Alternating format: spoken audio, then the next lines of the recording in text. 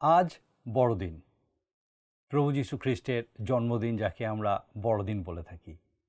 আমি ও আমার পরিবারের পক্ষ থেকে আপনাকে বিশেষভাবে বড়দিনের প্রীতি ও শুভেচ্ছা জানাই। বড়দিন কি? আমরা বলি প্রভু যীশু খ্রিস্ট আজকের দিনে জন্মেছিলেন, কিন্তু বড়দিনের প্রকৃত সত্যটা কি? আজকে আমরা কি দেখতে পাই? বড়দিন মানে একটা উৎসব। গোটা পৃথিবী এই উৎসবে মেতে আছে। অনেক দিন যাবৎ এই উৎসব চলছে, আর এই উৎসবটা এমন এক জায়গায় পৌঁছেছে যেখানে বড়দিনের নামে এমন অনেক কিছু হচ্ছে যেগুলো অ্যাকচুয়ালি বড়দিনের মধ্যে নয়। যেমন ধরুন ক্রিসমাস ফাদার, যাকে আমরা সান্তা ক্লজ বলি। আমার তো মাঝে মাঝে মনে হয় যে আর কিছুদিন পরে হয়তো আমরা বড়দিন মানে সান্তা ক্লজের জন্মদিন জানবো। যেভাবে সেই সান্তা ক্লজকে বড়দিনের অন্যতম একটা বিষয় বলে মনে করা হয়, অ্যাকচুয়ালি যেটা নয়। ক্রিসমাস ট্রি, এই বিষয়গুলো এমনভাবে যুক্ত হয়ে যাচ্ছে বড়দিনের সঙ্গে, এমনভাবে একটা উৎসবের পরিবেশ তৈরি হচ্ছে। হ্যাঁ, উৎসব আমরা অবশ্যই করব, কিন্তু সেই উৎসবের যে প্রধান কারণ, সেই কারণকে যদি ছেড়ে দিয়ে আমরা উৎসব করি, সেই প্রধান যে বিষয়, সেই বিষয়ে যদি আমাদের সময় না থাকে, আমরা যদি উৎসবে নিজেদেরকে এতটাই জড়িয়ে ফেলি যে যে জন্য এই উৎসব সেই বিষয়টাই ভুলে যাই, তাহলে কীরকম হবে? আজকে অনেক বেশি এই বড়দিন সংক্রান্ত বিষয়গুলোকে বাণিজ্যিক করে ফেলা হয়েছে। হাজার হাজার কোটি টাকার ব্যবসা এই সময় হয়, দেওয়া নেওয়া চলতেই থাকে। বড়দিনের প্রকৃত সত্যটা কি? কেন আমরা এই উৎসব করছি? আমরা প্রভু যিশুর জন্মদিন বলি। প্রভু যিশু কে? তার জন্ম কি? যখন এই দিনকে যখন আমরা বলি যে তাহার জন্ম, এই সময় থেকেই কি তার জন্ম হয়েছিল? আসুন বাইবেল থেকে দেখি যে বড়দিনের বিষয়ে, প্রভু যিশুর বিষয়ে বাইবেল কি বলে, ঈশ্বরের বাক্য কি বলে। কয়েকটা অংশ আমি পড়ব। আপনার বাইবেল যদি থাকে আপনার কাছে, আপনি আপনার বাইবেল থেকে আমার সঙ্গে দেখতে পারেন। আমি কয়েকটা অংশ পড়তে চাই। প্রথমেই পড়ব যোহন লিখিত সুসমাচার, তার 1 অধ্যায় 1 থেকে 5 পদ। আদিতে বাক্য ছিলেন, বাক্য ঈশ্বরের কাছে ছিলেন এবং বাক্য ঈশ্বর ছিলেন। তিনি আদিতে ঈশ্বরের কাছে ছিলেন।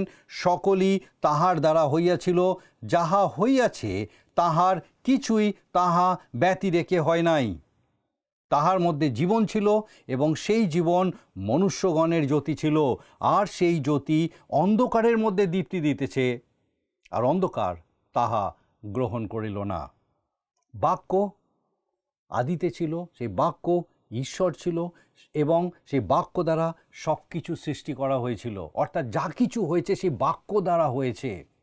তারপরে একই অধ্যায়, যোহন তার 1 অধ্যায় 14 পদে আমরা দেখি, আর সেই বাক্য মাংসে মূর্তিমান হইলেন এবং আমাদের মধ্যে প্রবাস করিলেন, আর আমরা তাহার মহিমা দেখিলাম, যেমন পিতা হইতে আগত এক জাতের মহিমা। তিনি অনুগ্রহে ও সত্যে পূর্ণ। কোন বাক্যর কথা বলা হচ্ছে? কার কথা বলা হচ্ছে? সেই বাক্য, অর্থাৎ যে বাক্য আদিতে ছিল, যে বাক্য ঈশ্বর ছিল, যে বাক্য দ্বারা সব কিছু সৃষ্টি হয়েছে এবং যাহা কিছু হয়েছে তাহা ব্যতি রেখে হয়নি। যে বাক্যের মধ্যে জীবন ছিল, যে জীবন মনুষ্যগণের জ্যোতি ছিল, অর্থাৎ আপনার আমার জন্য জ্যোতি ছিল, আর অন্ধকার সেই জ্যোতি গ্রহণ করেনি। সেই বাক্য মাংসে মূর্তিমান হলো, অর্থাৎ আমাদের মধ্যে সেই বাক্য নেমে আসলো, প্রভু যিশু। অর্থাৎ এই যে বড়দিন আমরা বলি, প্রভু যিশুর জন্মদিন, প্রভু যিশু ওই সময় জন্মেছিলেন। প্রভু যিশু কিন্তু তার অনেক আগে থেকে ছিলেন। আরও একটা অংশ পড়ি, লেখা আছে আরও একটা অংশ, যিশায় পুস্তক তার 9 অধ্যায় 6 পদ। আসুন আমরা দেখি যিশায় পুস্তক তার 9 অধ্যায় 6 পদ। কারণ একটি বালক আমাদের জন্য জন্মিয়াছেন, একটি বালক আমাদের জন্য জন্মিয়াছেন, একটি পুত্র আমাদিওকে দত্ত হইয়াছে। বালক জন্মেছে, কিন্তু পুত্র দত্ত হয়েছে। অর্থাৎ পুত্র, অর্থাৎ সেই বাক্য প্রভু যিশু, যিনি আদি থেকে ছিলেন, তিনি আছেন, তিনি থাকবেন, যার দ্বারা সব কিছু সৃষ্টি হয়েছে, যার মধ্যে দিয়ে সব কিছু সৃষ্টি হয়েছে, যিনি নিজে সেই জ্যোতি ছিলেন, সেই বাক্য তিনি আমাদের জন্য, তাকে দত্ত হয়েছে, অর্থাৎ পুত্রকে দেওয়া হয়েছে। বালক জন্মেছে, সেই বালকের মধ্যে দিয়ে পুত্র আমাদের সঙ্গে প্রবাস করার জন্য নেমে এসেছে, আর তাহারই স্কন্দের উপরে কর্তৃত্বভার থাকিবে। তাহার নাম হইবে আশ্চর্য মন্ত্রী, বিক্রমশালী ঈশ্বর, সনাতন পিতা, শান্তিরাজ। প্রভু যীশু, বড়দিন, যে আনন্দ, যে উৎসব আমরা যাপন করছি, সেই সমস্ত কিছুর মূল প্রভু যীশু।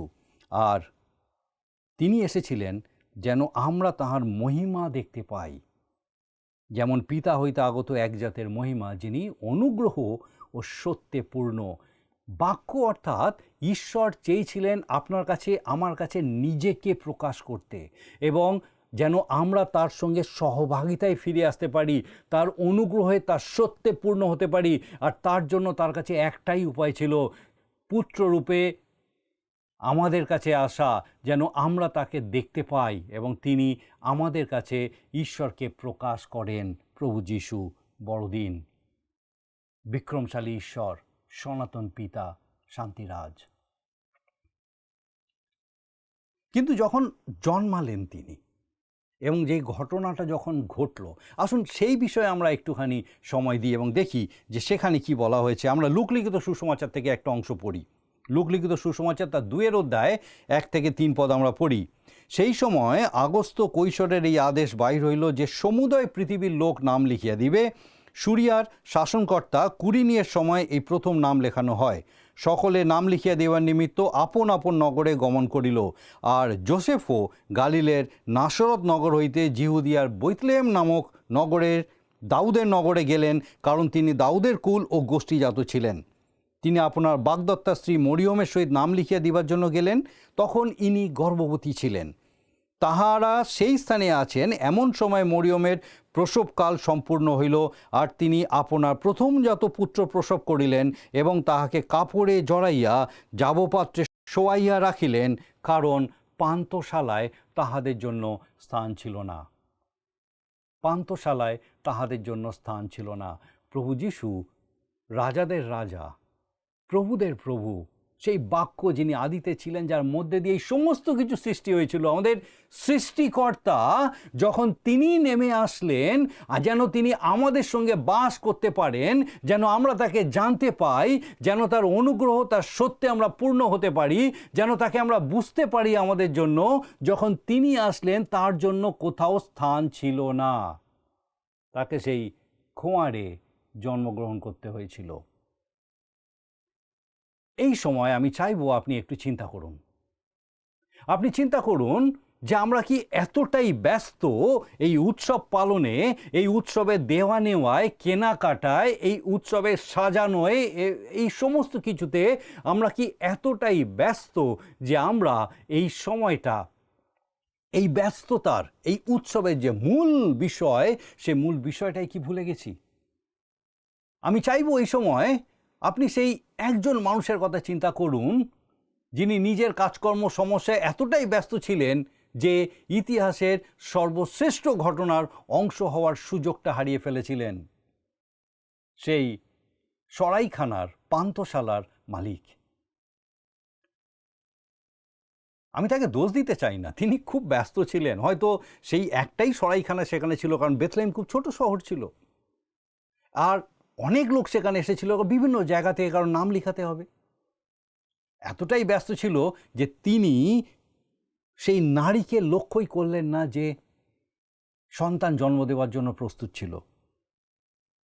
এতটাই ব্যস্ত যে সেই শিশুর উপস্থিতি তিনি উপলব্ধি করতে পারলেন না, যে শিশু শুধু মানুষ নন, একজন ছোট শিশু নন, ঈশ্বরের পুত্র, মসীহ, সেই বাক্য যিনি আদিতে ছিলেন, নেমে আসলেন, আমাদের মধ্যে প্রবাস করলেন, যেন আমরা তার মহিমা, তার অনুগ্রহ, তার সত্যে পূর্ণ হতে পারি। আজকে আপনি কি সেই পান্থশালার মালিকের জায়গায় আছেন? এতটাই ব্যস্ত যে সেই যে শ্রেষ্ঠ ঘটনা, সেই ইতিহাসের সর্বশ্রেষ্ঠ ঘটনা যেটা ঘটেছিল, সেই ঘটনার অংশ হওয়া থেকে দূরে থাকলেন। যিনি এই উৎসবের কেন্দ্র, যিনি নেমে আসলেন যেন আমরা এই উৎসব পালন করতে পারি, তার জন্যই আমাদের কোনো সময় নেই। তার জন্য কোনো ঘর পাওয়া গেল না, তার জন্য কোনো জায়গা নেই। আজকে যখন এই উৎসবের মাঝখানে আমরা আছি, এই উৎসব আমরা পালন করছি, বড়দিন, প্রভু যিশুর জন্য কি সেই জায়গা আমাদের হৃদয়ে আছে? পান্থশালায় তাদের জন্য কোনো জায়গা ছিল না। কি অদ্ভুত ট্র্যাজেডি! কেন মরিয়ম, যোসেফ এবং তাদের অনাগত শিশুর জন্য খোঁয়ার ছাড়ার কোনো জায়গা ছিল না? আজকে কি আমার হৃদয়ে, আপনার হৃদয়ে এই প্রভু যিশুর জন্য কোনো জায়গা আছে? আমি জানি আজকে হয়তো আমি এমন অনেকের সঙ্গে কথা বলছি যাদের বিভিন্ন রকম টানাপোড়েন চলছে, ঘরে সমস্যা আছে, হয়তো ঘর ভেঙে গেছে, হয়তো এমন অনেক শিশু আছে যারা একজন অভিভাবকের সঙ্গে বড় হচ্ছে, হয়তো অনেক অশ্রু ঝরেছে এই বছরে, অনেক হৃদয় ভেঙেছে। কিন্তু আমি আপনাকে বলতে চাই, এই যে বড়দিনের কারণ, এই বড়দিনের কারণ প্রভু যীশু আসা, এবং তিনি নিজে বলছেন, আমি দু একটা অংশ আরেকবার পড়তে চাই। যোহন লিখিত সুসমাচার তার 18 অধ্যায় 37 পদ। প্রভু যীশু বলছেন, আমি এই জন্যই জন্মগ্রহণ করিয়াছি ও এই জন্য জগতে আসিয়াছি, যেন সত্যের পক্ষে সাক্ষ্য দিই, যে কেহ সত্যের সে আমার রব শোনে। আর সাধু পৌল তিনি 2 করিন্থীয় পত্রে তার 5 অধ্যায় 21 পদে বলছেন, যিনি পাপ জানেন নাই তাহাকে তিনি আমাদের পক্ষে পাপ স্বরূপ করলেন, যেন আমরা তাহাতে ঈশ্বরের ধার্মিকতা স্বরূপ হই। যিনি পাপ জানেন নাই তিনি আসলেন যেন আমাদের পাপের ভার গ্রহণ করতে পারেন, যেন তার যে ধার্মিকতা, আমরা সেই ধার্মিকতা স্বরূপ হতে পারি। সেই পুত্র, সেই ছোট শিশু জন্মেছিলেন, সেই ছোট শিশু শুধু শিশু নয়, ঈশ্বর। তিনি এসেছিলেন যেন তার ধার্মিকতা তিনি আমাদেরকে দিতে পারেন। কতটা আমরা এই বিষয়ে সচেতন, কতটা আমরা এই জন্য আমাদের উৎসব উদযাপন করছি যে রাজাদের রাজা, প্রভুদের প্রভু এসেছিলেন যেন তিনি আমার জন্য, আমার পাপের জন্য মৃত্যুবরণ করতে পারেন, আর আমরা তার ধার্মিকতা স্বরূপ হতে পারি। পৃথিবী, মানুষ, বিভিন্ন বিষয় ঘটে যায়, বিভিন্ন রকম সমস্যা আমরা দেখি, বিভিন্ন জায়গায় কত ভয়াবহ দুঃখজনক ঘটনা হচ্ছে, আর কিভাবে বিশ্ব তার প্রতি উদাসীন। কিভাবে আমরা জাস্ট দেখি আর ভুলে যাই। আমরা বিভিন্ন রকম বিষয়ে ব্যস্ত হয়ে পড়ি, রাজনীতি, সোনার দামের ওঠানামা, শেয়ার বাজার, কিংবা IPL কে জিতলো, অথবা অন্য কোনো বিষয়, অনেক রকম বিষয় নিয়ে, বিভিন্ন রকম বিষয় আমরা ব্যস্ত থাকি। সেই বিষয়ে কথাবার্তা, সেই বিষয়ে ইভেন ঝগড়া অশান্তি পর্যন্ত হতে থাকে। আর এই সমস্ত কিছুর মাঝে আমরা এই একটা, যেটা সবথেকে বড় বিষয় মানুষের ইতিহাসে, আমার জন্য, আপনার জন্য, আমরা এই বিষয়টা মিস করি যে রাজাদের রাজা, প্রভুদের প্রভু আমাদের জন্য এসেছিলেন যেন তার ধার্মিকতা আমরা হতে পারি। তিনি আপনার আমার পাপ নিয়ে সেই ক্রুশে নিজের জীবন দিয়েছিলেন। আরও একটা অংশ আমি পড়তে চাই আপনার জন্য বাইবেল থেকে। ঈশ্বরের বাক্য বলে, ফিলিপিও তার 2 অধ্যায় 6 পদ, ঈশ্বরের স্বরূপ বিশিষ্ট থাকিতে তিনি ঈশ্বরের সহিত সমান থাকা ধরিয়া লইবার বিষয়ে জ্ঞান করিলেন না, কিন্তু আপনাকে শূন্য করিলেন, দাসের রূপ ধারণ করিলেন, মনুষ্যদের সাদৃশ্যে জন্মিলেন, এবং আকার প্রকারে মনুষ্যবৎ প্রত্যক্ষ হইয়া আপনাকে অবনত করিলেন, মৃত্যু পর্যন্ত, এমনকি ক্রুশীয় মৃত্যু পর্যন্ত আজ্ঞাবহ হলেন। তিনি তার সেই স্বর্গীয় বৈভব, মহিমা ছেড়ে তিনি পৃথিবীতে এলেন, আপনার আমার মতো মানুষ হয়ে জন্ম নিলেন, যেন তিনি নিজেকে নিজের মধ্যে দিয়ে আমাদেরকে তার কাছে, ঈশ্বরের সঙ্গে, পিতার সঙ্গে এক করতে পারেন। তিনি নিজেকে শূন্য করলেন, তিনি অবনত করলেন মৃত্যু পর্যন্ত নিজেকে, এমনকি ক্রুশীয় মৃত্যু পর্যন্ত, যেন তিনি আমার আপনার পাপ সেই ক্রুশের উপরে তার রক্ত সেচনের মধ্যে দিয়ে আমার আপনার পাপ ধুয়ে দেন, যেন আমরা তার ধার্মিকতা স্বরূপ হতে পারি। এবং সেই জন্য তিনি ঘোষণা করেছেন, যখন আমরা বিশ্বাসে তাকে গ্রহণ করি, তিনি আমাদেরকে সেই ধার্মিক ঘোষণা করেন, কারণ প্রভু যিশুর মধ্যে দিয়ে আমরা পিতার সঙ্গে মিলিত হই। আর এই বড়দিন হচ্ছে সেই সময় যখন আমরা এই বিষয়গুলোকে স্মরণ করি, প্রভু এসেছিলেন যেন আমরা তার মধ্যে দিয়ে ঈশ্বরের কাছে ফিরে যেতে পারি। আমরা কি সেই একই ভুল করছি যে ভুল অনেক আগে মানুষ করেছিল? যদি আমরা দেখি আরও অন্যান্য এই বড়দিন সংক্রান্ত আরও বিষয় যখন আমরা দেখি, মতিলিখিত সুসমাচার আরও বিভিন্ন জায়গায় লেখা আছে, যখন ঈশ্বরের বাক্য সেই তারার মধ্যে দিয়ে সেই পূর্ব দেশের পণ্ডিতদের কাছে পৌঁছেছিল, তারা খুঁজতে খুঁজতে সেই রাজার কাছে এসেছিল, হেরোদ রাজার কাছে, এবং জানতে চেয়েছিল রাজা কোথায় জন্মেছেন। সেই সময় সেখানে যত লোকজন ছিল, জিহুদিরা ছিল, তাদের প্রত্যেককে সে রাজা ডেকে এনে জিজ্ঞেস করলো যে কোথায় জন্মেছেন। সকলে জানতো এই কথাটা, বেথলেহেমে রাজা জন্মেছে, সকলে জানতো। কিন্তু তাদের মধ্যে একজনও সেইখানে যে রাজা জন্মেছে এইটা দেখার জন্য যায়নি। সেই পূর্বদেশ বহু দূর থেকে সেই পণ্ডিতেরা এসেছিল অন্বেষণ করতে করতে, কারণ তারা সেই রাজাকে দেখতে চেয়েছিল।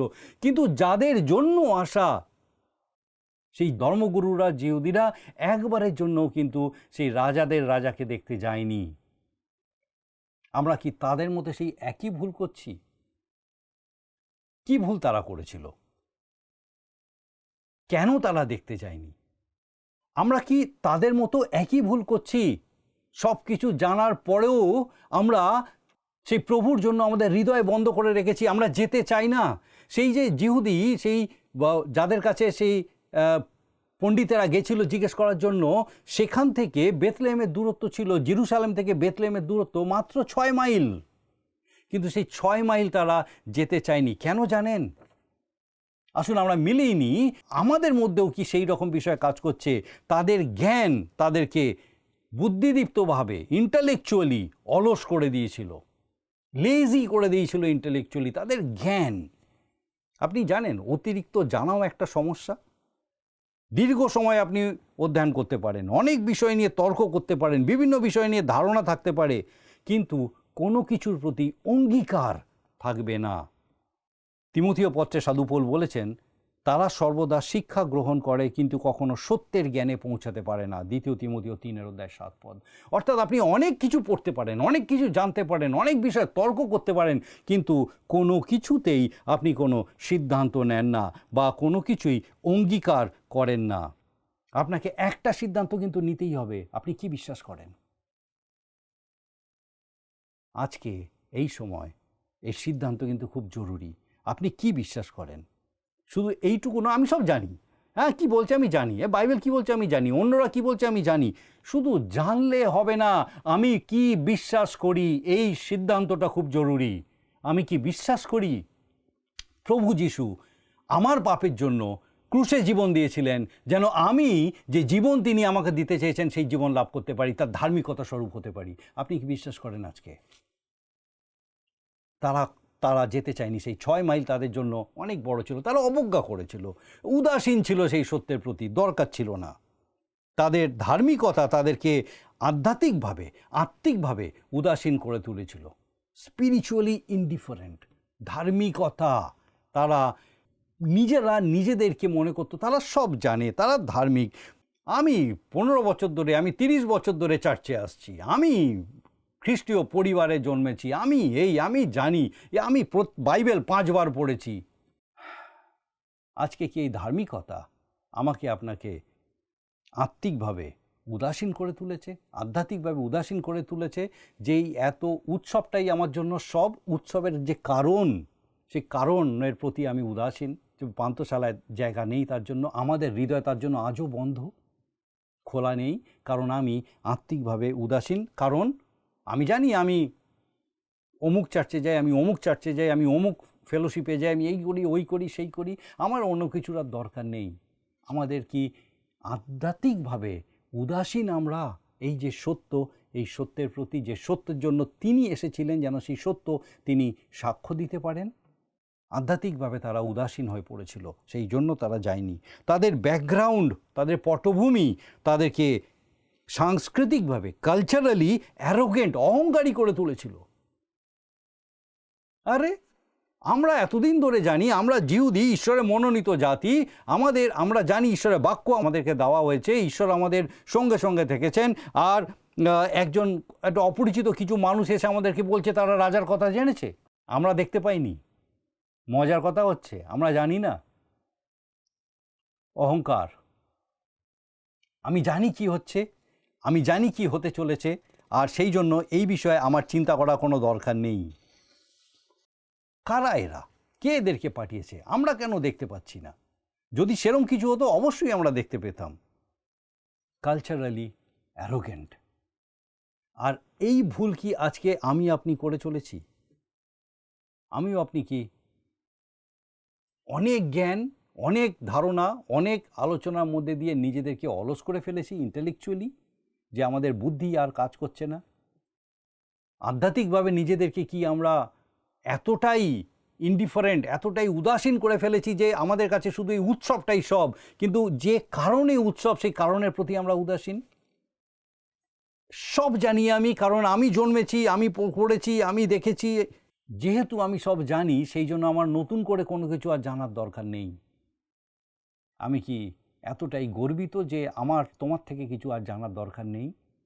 আপনার কি মনে হয় আজকে এই সময়, এই উৎসবের মাঝে, যখন প্রভু নিজে বলছেন আমি এসেছি যেন তোমাদেরকে আমি জীবন দিতে পারি, জীবনের উপচয় দিতে পারি।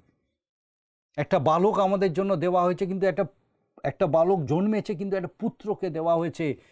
ঈশ্বরের পুত্র আমাদের সঙ্গে এসেছেন যেন আমরা তার মহিমা, তার অনুগ্রহ, তার সত্যে পূর্ণ হতে পারি। তিনি নিজেকে শূন্য করেছেন, দাসের রূপ ধারণ করেছেন, আকারে প্রকারে মনুষ্যবধ হয়েছেন যেন আমরা তাকে জানতে পারি, বুঝতে পারি। এবং তিনি নিজেকে এতটাই অবনত করেছেন মৃত্যু পর্যন্ত, এমনকি ক্রুশীয় মৃত্যু পর্যন্ত আজ্ঞাবহ হয়েছেন, শুধুমাত্র যেন আমি আপনি বিশ্বাসের মধ্যে দিয়ে তার সঙ্গে মিলিত হতে পারি, পিতার সহভাগিতায় ফিরে আসতে পারি। এই হচ্ছে বড়দিনের সত্য। আজকে এই সময় আপনার কাছে আমার প্রশ্ন, সেই সরাইখানার মালিকের মতো আপনিও কি এতটাই ব্যস্ত যে এই সত্যের প্রতি আপনি উদাসীন? হৃদয়ে এত কিছু বিষয় পূর্ণ, মন এত কিছু বিষয় পূর্ণ যে চরম সত্য, যেটা আমার আপনার জন্য সব থেকে বেশি জরুরি, সেই সত্যের প্রতি আমি উদাসীন, তার জন্য আমার হৃদয়ে কোনো জায়গা নেই। আসুন একবার চিন্তা করে দেখি, যখন এই আনন্দের মাঝে, এই সমস্ত কিছুর মাঝে আমরা রয়েছি, উদযাপন করছি, উদযাপন করা জরুরি, উৎসব জরুরি, কিন্তু কেন এই উৎসব আমরা করছি সেটা জানাও বিশেষভাবে জরুরি। সেই কারণের প্রতি নিজেকে সমর্পণ করা। আপনি কি আপনার হৃদয় প্রভুর জন্য খুলে দিতে প্রস্তুত? যেন প্রভু আপনার হৃদয়ে জন্মগ্রহণ করতে পারেন, যেন তার সত্য, তার অনুগ্রহ, তার করুণায় আপনি পূর্ণ হতে পারেন, যেন যে ধার্মিকতায় তিনি আপনাকে আবদ্ধ করতে চান সেই ধার্মিকতার বস্ত্র আপনি পরিধান করতে পারেন, যেন পিতার সান্নিধ্যের সহভাগিতায় আপনি গৌরব করতে পারেন। তাহলেই বড়দিনের সার্থকতা। অথবা আমরা শুধু উৎসব যাপন করে যাচ্ছি। আমার বিশ্বাস আর আমার প্রার্থনা, আজকে যদি আপনি না প্রভুকে আপনার হৃদয়ের জায়গা দিয়ে থাকেন, আজকে এই সময় আরেকবার আপনার কাছে সুযোগ, যখন এই উৎসব প্রভু যিশুর বাক্যে মূর্তিমান হওয়া, আমাদের সঙ্গে প্রবাস করা নিয়ে যখন আমরা উৎসব করছি, যেন এই সময় আমার হৃদয়, আপনার হৃদয়ে প্রভু নতুনভাবে জায়গা করে নিতে পারেন, নতুনভাবে আসতে পারেন, এবং আমরা যেন তার সত্যে, তার অনুগ্রহে পূর্ণ হয়ে তার গৌরব করতে পারি, তার ধার্মিকতা স্বরূপ হয়ে তার গৌরব করতে পারি। ঈশ্বর আমাদের প্রত্যেককে আশীর্বাদ করুন এবং সেই মতোভাবে ব্যবহার করুন। আসুন প্রার্থনা করি। স্বর্গীয় পিতা, তোমার পবিত্র পরাক্রমে, তোমার মহা অনুগ্রহের জন্য ধন্যবাদ দিও পিতা, যে তোমার প্রিয় পুত্র প্রভু যিশুকে আমাদের জন্য দিয়েছিলে, যেন প্রভুগো আমরা তার সত্যে, তার মধ্যে দিয়ে পিতাগো তার সেই ক্রুশীয় রক্তে ধৌত পরিষ্কৃত হয়ে তোমার কাছে ফিরে আসতে পারি। স্বর্গীয় পিতা, ধন্যবাদ দিই আজকে আমাদের প্রত্যেক সেই দর্শক বন্ধুর জন্য যাদের সঙ্গে এই সত্য তুমি আরেকবার নতুনভাবে পিতাগো বুঝতে সাহায্য করলে। প্রভু সেই প্রত্যেক আত্মা প্রাণকে তোমাতে সুস্থির করো, তোমাতে সংগৃহীত করো এবং সেই প্রত্যেকের মধ্যে তুমি গৌরবান্বিত, উচ্চকৃত, মহিমান্বিত হও। যেন পিতাগো আজকে এই শুধু উৎসব নয়, কিন্তু উৎসবের যে কারণ প্রভু তুমি নিজে, যেন তোমার প্রতি আমরা উদাসীন না থাকি, অলস না থাকি, কিন্তু প্রভু যেন আমরা তোমাকে হৃদয় গ্রহণের মধ্যে দিয়ে পিতা আমাদের জীবনের মধ্যে দিয়ে তোমার গৌরব হতে পারে। স্বর্গীয় পিতা, আমরা প্রত্যেকে তোমার চরণে সমর্পিত হয়ে ধন্যবাদের সঙ্গে প্রার্থনা তোমার যিশু নামে চাই, আমেন।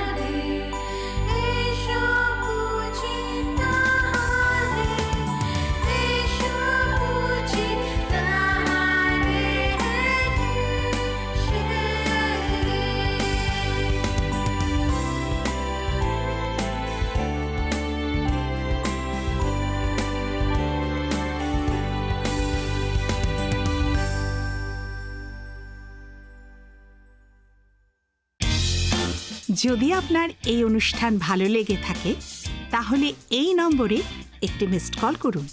তাহলে আপনি পরের বারের বিজয়ী হতে পারেন।